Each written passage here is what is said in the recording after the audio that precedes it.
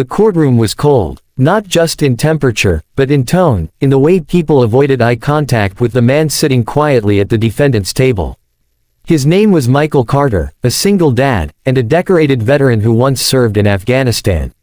Today, he wasn't wearing a uniform.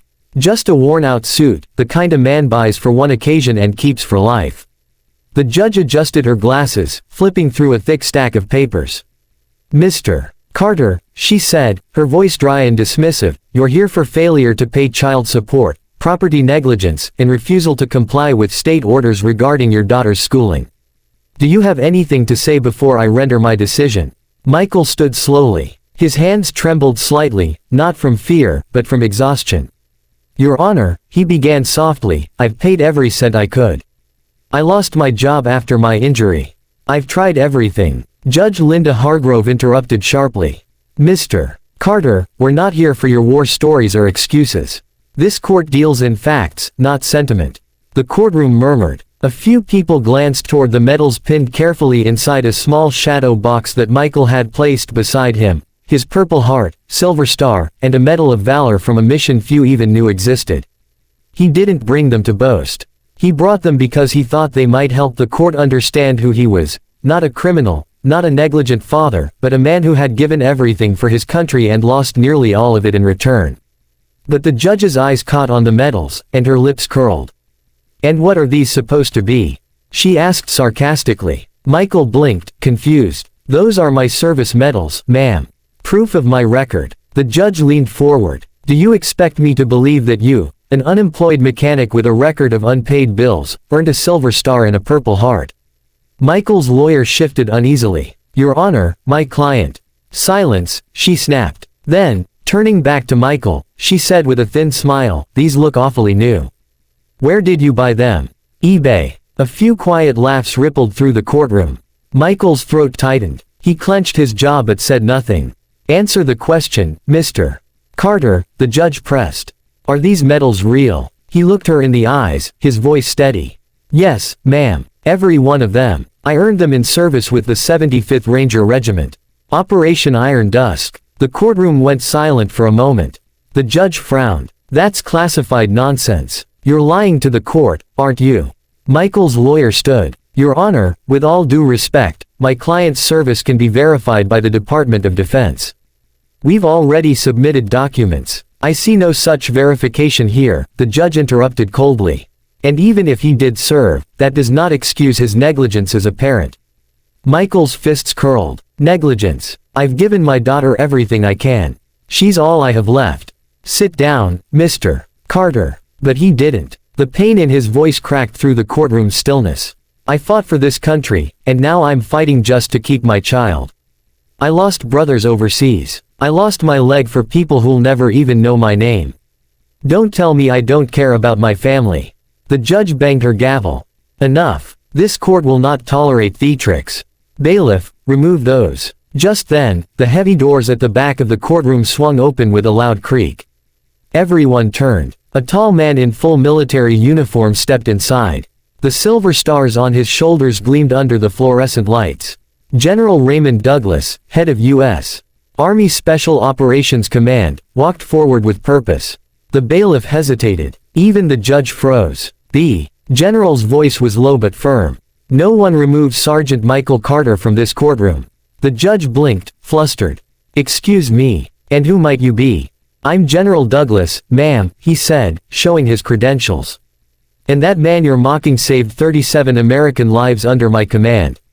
The courtroom gasped. The judge stammered, "That's impossible. He claimed to be part of Operation Iron Dusk," the general finished for her. "It was classified until 2 years ago. Sergeant Carter was the one who led the extraction under enemy fire. He nearly died covering our retreat. His medals are not fake. If anything, he deserves more than those." Michael's eyes widened. He hadn't seen the general since the day he was medevaced out of that desert. "Sir," Michael whispered. General Douglas turned to him, his expression softening. "At ease, soldier. You've done enough standing." The judge looked utterly speechless. I didn't know. The documents were buried under clearance restrictions," the general cut in. "You wouldn't have known. But mocking a veteran without verification. "That's something you should know better than to do, Your Honor." Whispers filled the courtroom. The reporters in the back began scribbling furiously. The general turned toward the bench. "Sergeant Carter served this country with distinction. After returning home, he spent months in rehab learning to walk again. He applied for over 60 jobs, denied every time.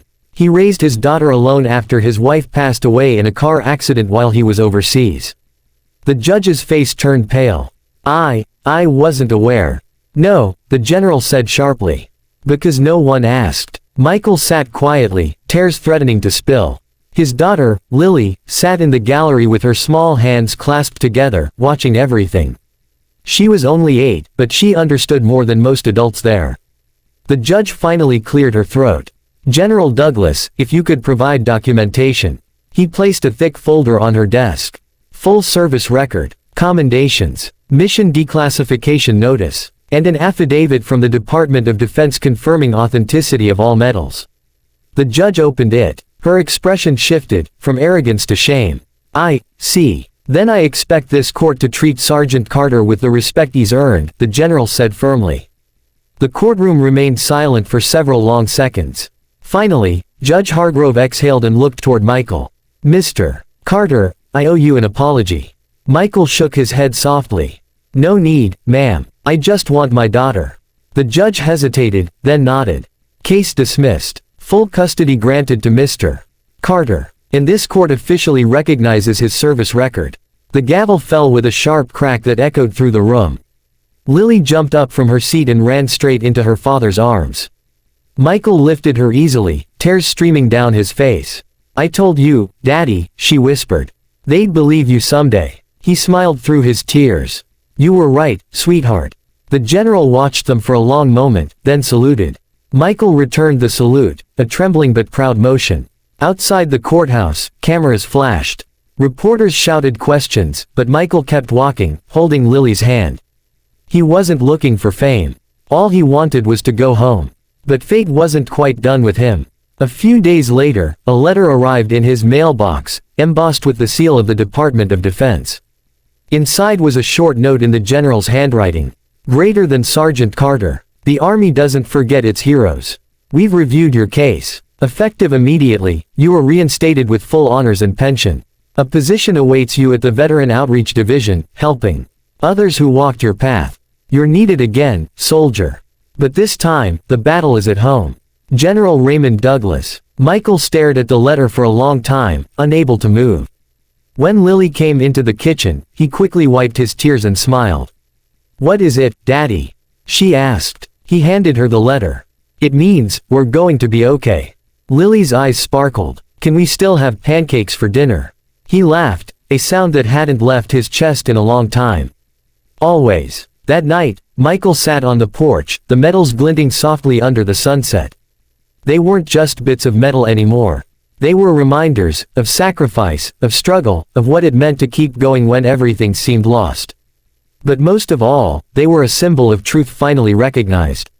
The next morning, he reported for his new job at the Veteran Outreach Division. When he walked in, a group of younger veterans stood up and saluted him.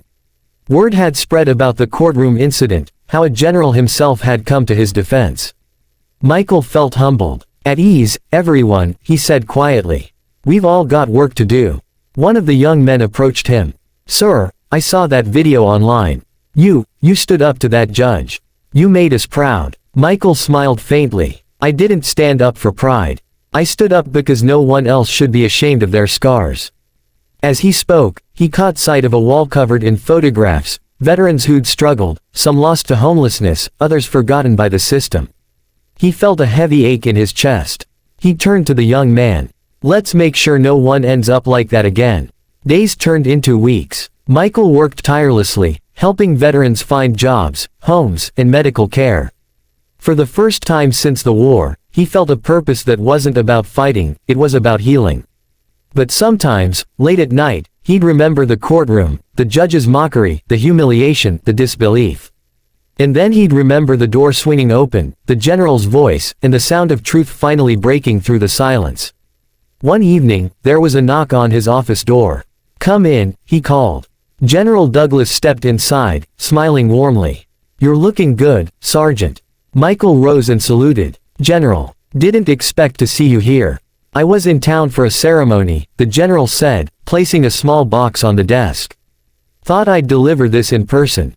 Michael opened it. Inside was a Distinguished Service Cross, one of the highest honors in the military. "Sir, I don't deserve this." The general chuckled. "That's what every real hero says. But you do, Michael. Not for the battle overseas, for the one you fought here.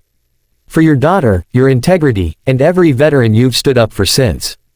Michael's voice broke. "Thank you, sir." The general extended his hand. "Thank you, soldier." As the general left, Michael looked down at the medal, then at a photo of Lily on his desk. The pain, the ridicule, the years of silence, they all seemed worth it now. When he went home that night, Lily was asleep on the couch, a book still in her tiny hands. He covered her with a blanket, kissed her forehead, and whispered, "We did it, sweetheart." The TV in the background was playing the evening news. The headline read, "Judge who mocked veteran issues public apology, vows reform in court policy for military personnel." Michael turned off the TV, smiling faintly. Justice had been served, not through anger, but through truth. He looked again at the medals resting on the table. They weren't proof for anyone else anymore. They were a promise, that no matter how dark things got, he'd always keep fighting for what was right. And somewhere, deep down, he knew, his daughter would grow up knowing exactly what kind of hero her father was.